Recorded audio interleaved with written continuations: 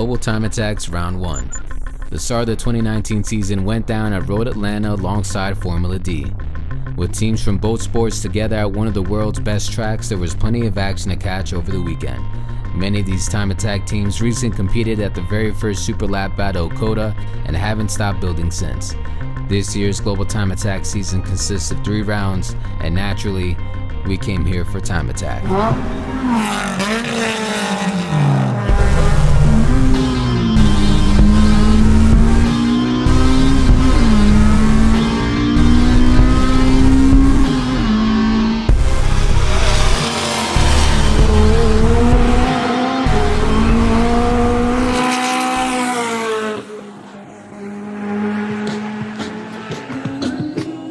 New racers popped up on the scene and brought with them builds that seemed straight out of magazine.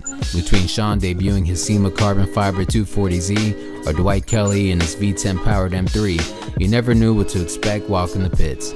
Even veterans like Project Import brought World Time Attack driver Brett Dickey to pilot for the weekend. Fresh off his win at Sydney, this was his Global Time Attack debut.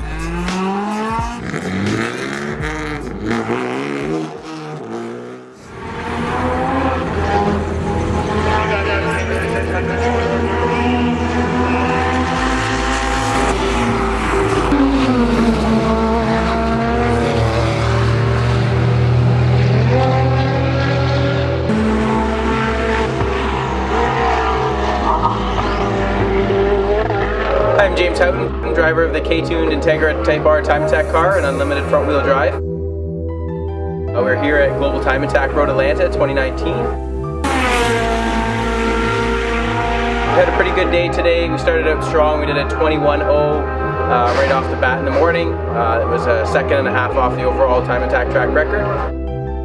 Went out for the second session. We had a mechanical issue, which was super frustrating, and the guys worked fantastic though. It's super hard through the break between session 2 and 3.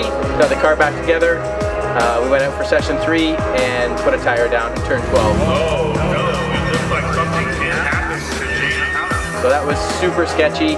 The left front tire blew up in turn 12. And now we're just gonna, check everything out tonight, make sure everything's good to go. Tomorrow we're hoping for good weather and we'll give that record another shot.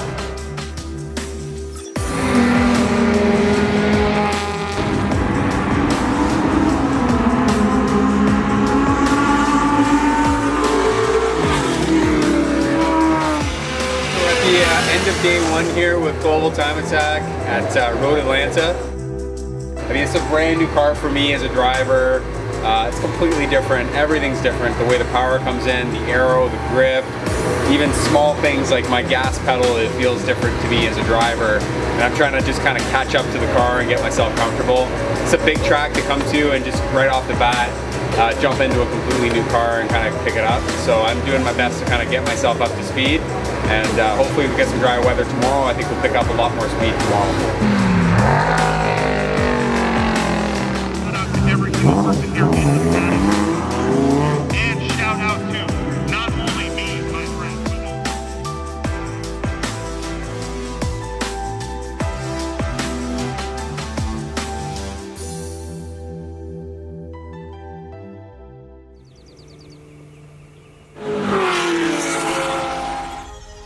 With the weather holding up, racers took advantage of any sessions they could get. As the day went on, the rain kept getting pushed back, and to everyone's surprise, the sun eventually shined on day 2. Those leading their classes at the end of the first day managed to hold on even as times improved all around. It definitely seemed like no one was going to leave Road Atlanta without a fight.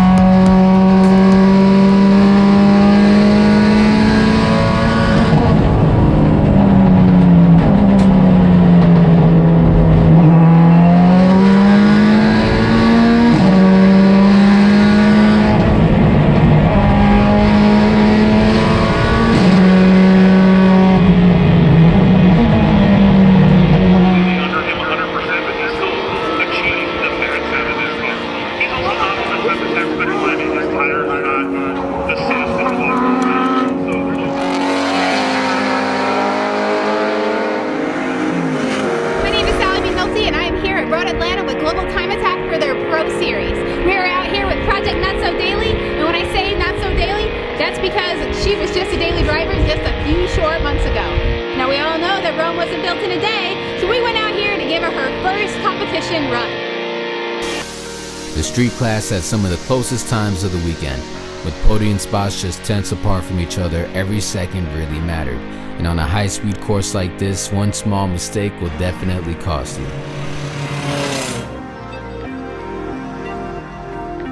I'm Tom O'Gorman, and I'm driving the Professional Awesome Evo here in the Unlimited class. We had a challenging weekend, to be honest. Kind of turned into a 2-lap event for us, even though we had these 6 sessions. Road Atlanta is one of my favorite tracks, so it was a blast to drive this car as fast as it can go around here. But we had some issues. At one point we thought we were done, thought maybe the engine was toast yesterday, so we were really thrilled for today to be dry, to get a good lap in the car. Weekends like this can be challenging because there's not a lot of momentum that gets built when the car is having issues, and then a driver, you know, when it comes down to that single flyer where we don't know if we're going to get another hot lap, so you kind of have to remove any sort of stress and anxiety about what might go on, clear your mind, and be able to deliver that lap.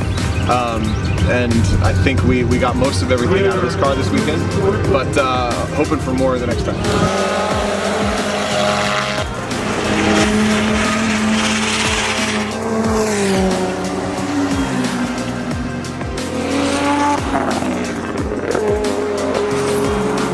Able to shave off a ton of time and do a 1:33.9, which is fantastic and gave us a 3rd place finish. I want to thank my crew members over here at IG Performance. They made everything seamless, and they're responsible for my 3rd place win. It looks like we came out P2 with a 122.4. That's the fastest this car's ever gone, fastest I've ever gone personally here. So we have a lot of silver linings, but definitely some challenges that we can take forward to the next couple of events we plan to do with this car in the future.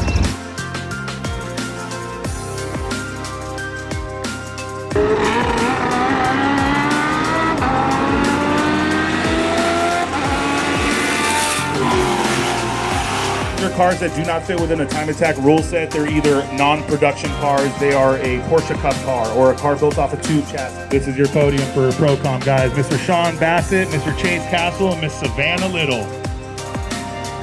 So 3rd place, Mr. Joel Morrison. 2nd place, Mr. Jason Guzman. Scott Dolomite and Jason Dent. R stands for Race Camaro. All right, guys, there's Mr. Brian Tyson with 31918.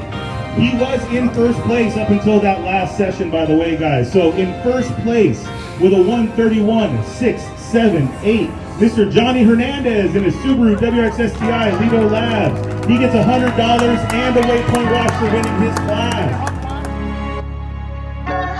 1st place in enthusiasts is Mr. Raymond Guerrero in his Alfa Romeo 4C Ray Lee Racing.